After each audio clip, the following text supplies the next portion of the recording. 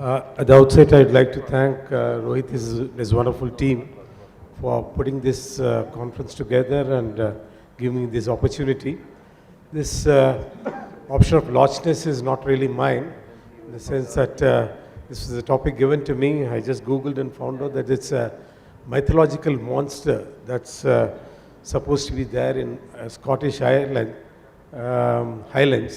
And of course, as far as post-classic ectasia is concerned, it's nothing mythological about it. It's truly prevalent, and it's something we as refractive surgeons need to deal with on a day-to-day basis. As we have listened over the last couple of days, these are the risk factors that all of us are well aware of. That is the young age, the younger the patient, more the chances. All the other factors, I do not really want to repeat this because informed audience like this is well informed, knows this well. But the additional risk factors, which has also been discussed in just in the preceding session, is of course eye rubbing and maybe the allergies associated with that, inflammation, genetics, and hormonal factors, not just estrogen in pregnancy, but also the fact that thyroid hormone, hypothyroidism is well known to be associated with increased risk of corneal deformation. And whether oral contraceptives itself, which is far more prevalent than conception, obviously whether it contributes to iatrogenic keratoconus is something that needs to be looked into, simply because I myself have had cases well documented that patients who have had a laser procedure have been stable for years tend to progress when develop keratoconus when they get pregnant, and this is something that needs to be kept in mind. As far as keratoconus itself is concerned, there are three different scenarios. One is where a faulty surgery has been done, thick flap or excess ablation, pre-existing subclinical keratoconus which has been missed.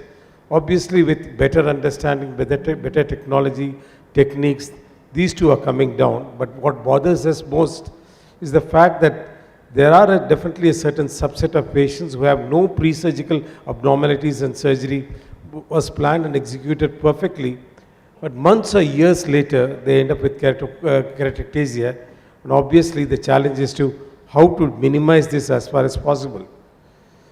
So there is a concept that LVC does not cause keratoconus, but only uncovers pre-existing corneal weakness or dystrophy.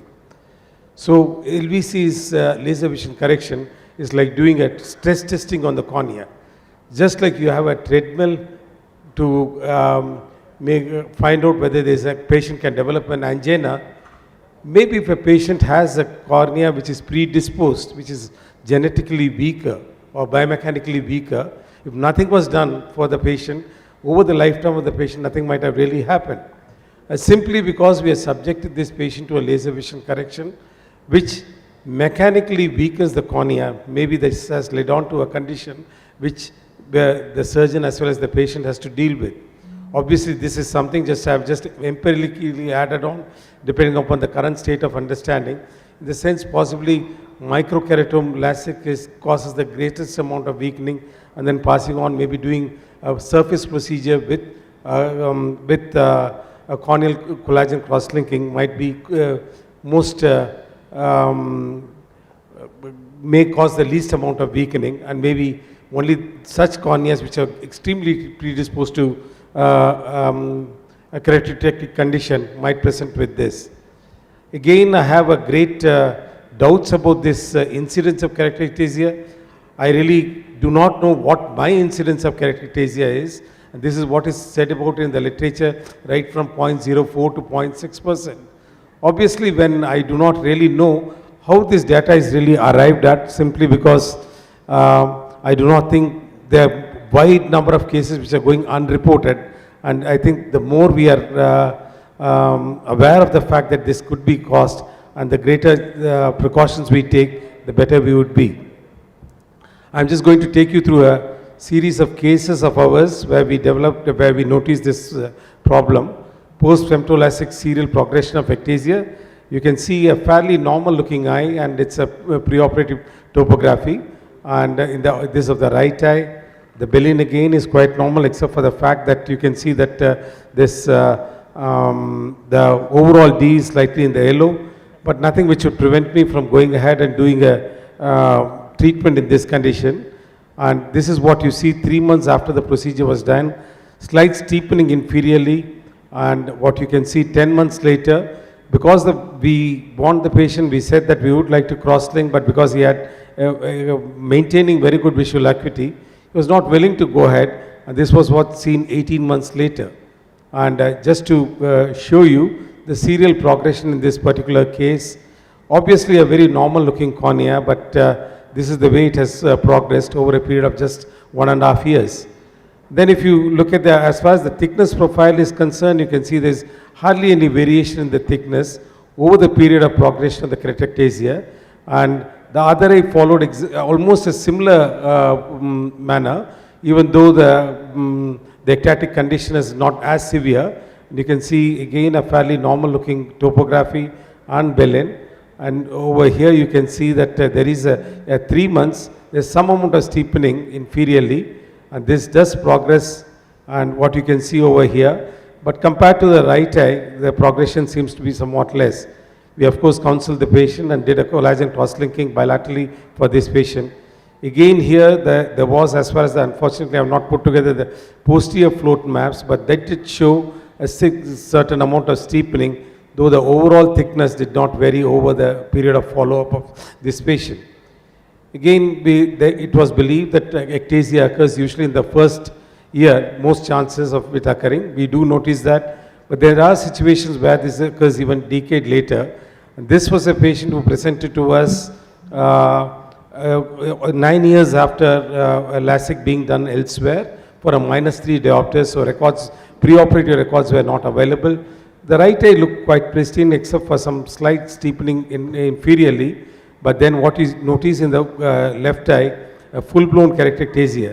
So obviously yesterday we talked about unilateral keratoconus, but here you see a case of unilateral keratoectasia developing almost a decade after the primary treatment was done.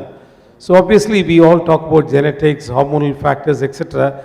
And many of these should, even eye rubbing for that matter, should have the same kind of impact bilaterally. But oftentimes we come across situations where there's a significant variation between the two eyes of the same individual. As far as the treatment nomogram is concerned, I think if the patient is, I think one of the best ways to treat keratoconus as well as iatrogenic keratoectasia, obviously in iatrogenic keratoectasia, the best way is to stabilize the cornea using CXL. Subsequently, if contact lenses are tolerated, I think I would prescribe glasses or contact lenses. I think they give the best quality of vision as far as the patient is concerned. But if the condition is, if the visual axis is not clear and the vision is considerably dropped down, obviously the patient is in need of a corneal transplantation. And after CXL, if the patient is intolerant to contact lenses, the modalities that are available to us is, if it's a central cone, but extreme, or even if it's a slightly decentered cone and enough amount of corneal tissue is available, it's a good idea to do topographic PRK. Nowadays we do it along with the CXL. And then in case if it's a grossly decentered, put in an intracorneal ring segment so as to center this cone. And then subsequently, a year later or 6 months later, if there is no documented evidence of progression, the disease is stable, you could rehabilitate these patients even with the toric phakic intraocular lenses. Just looking at a couple of scenarios that we dealt with, this is a case, obviously it might be counterintuitive. This is a patients have landed up with the condition because of laser vision correction. And to suggest that you do a little more laser correction, laser ablation on these eyes might sound not quite right. But obviously in cases of early ectasia, where the minimal thickness available is beyond 450 microns, and we are, when you are ablating these eyes, basically we are ablating only the flap. Most often it's a flap or a cap is 100 to 120 microns. And if you stick to the rule of not ablating beyond 50 microns, you take off the epithelium, it's mostly the flap which is getting remodeled, and it is not the stromal corneal tissue. So obviously this may not further contribute to the worsening. Needless to say, this has to be combined with a CXL procedure, and once we do this, you can see this preoperative picture, and this is what, and the significant amount of refractive error also. Please notice that the patient's best corrective vision is just 6 by 24, and here best corrected 6 by 9, but a significant drop in the refractive error, and also you can see the regularization that has happened, and it's a bow tie which is well centered. Obviously, if there was enough amount of refractive error, I would not hesitate to go ahead and even place a phakic intraocular lens in this patient. Intacs is again, or for that matter, is a good way of rehabilitating these patients. You see this pre-intacs minus C with 6 with minus 3.75, 6 by 24, a fairly high amount of ectasia that is there, and subsequently placement of the intacs, you can see that the patient has come back to almost, even though the cornea doesn't suggest that the optics is that good, this patient is having uncorrected visual acuity of 6 by 9. And then one of my final cases, treating ectasia, combination of all these factors. 30-year-old female LASIK was done in the year 2006, and she presented to us in 2012. And this was the kind of visual acuity she had. Right eye was near normal, just had a small residual error, or rather regression that had occurred. But in the left eye, she had almost minus 13 diopters with a significant amount of astigmatism. And what you see over here, some amount of steepening inferiorly. Mind you, this was 6 years in the year 2012 when we examined her. And what you see in the left eye is a full-blown keratoectasia. And this was 6 years after the primary surgery. So at that time, I did not have the Corvis, but I was using Aura. I don't have too much faith in this particular equipment. But anyway, it showed a slightly biomechanically weaker cornea in the left eye. And what you see over here, as far as the left eye is done, I think we went ahead and implanted Intacs, and that's just the surgery being done. Basically, if I were to do this procedure today, I would have combined it with a CXL procedure. There are also suggestions that you could do a topo-guided PRK CXL with an Intacs. I have not tried that, but this is just the Intacs being done. I think we can skip the procedure. But what we, subsequent to the procedure, what we realized was that the patient improved to 6 by 36 and uncorrected visual acuity. -7 with -4 diopters of astigmatism, the vision improved to 6 by 9. So this was the post-Intacs topography that you see over here. Then a year later, what we did was to go ahead and implant a toric ICL in this patient. This was done in July 2014. There was almost a year's gap between the 3 different procedures. Initially collagen cross-linkage, then Intacs, then subsequently a toric implant being implanted. And that's the end of the surgery, and what you see post-operatively. And this is the course that the patient have followed, in the sense that 2010 is when she started having complaints of visual acuity. 2012 is when we cross-linked, then subsequently toric Intacs and toric ICL. We had suggested that we go ahead and cross-link the fellow eye, because that was also showing some amount of steepening. But since she was seeing quite well, she was unwilling to accept that. Once she got rehabilitated in the right eye, we could go ahead and treat the left eye, and that also sort of stabilized. So this is the last of my case, and this is a very interesting case which I shared with Rohit and his group also. A patient who underwent, oftentimes we are told and we believe that SMILE is biomechanically stronger. There is not enough clinical evidence that's available to us. It's more mathematical evidence that's talked about. We have had a few cases of ectasia after SMILE, and I'm just sharing one of them. You can see a fairly normal looking cornea, but a very significant refractive error that was treated, -8.25 with -2.25 in the right eye. And you can see the thinnest, the corneal thickness is 560 microns, more than adequate for treating this kind of an error. The Belin, you can see the overall D is completely in white. As far as the left eye is concerned, again the minimum thickness was 563 microns, and you can see the Belin was also quite normal. We went ahead and did this procedure, and 4 years later the patient presented to us with a full-blown keratoectasia in the right eye. You can see a -6 diopters with -4 diopters of astigmatism. His best corrected vision had dropped down to 6/24. Left eye was, as we have mentioned, quite often both eyes do not follow the same course.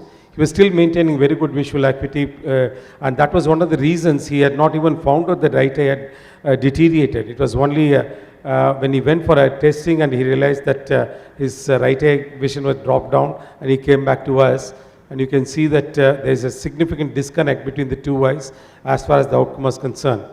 We went ahead and implanted an Intacs to regularize, recenter this decentered ring. I am not going to present the post-op data because this procedure was done just about a month back, and he is still on follow-up. But at that time, I had a discussion with Rohit, and we did take out tears from both the eyes as well as the epithelium, where I normally do use a transepithelial PRK, but in this particular case, I used a knife, Bart Parker knife, to debride the epithelium. That's something that I sent across to the team over here.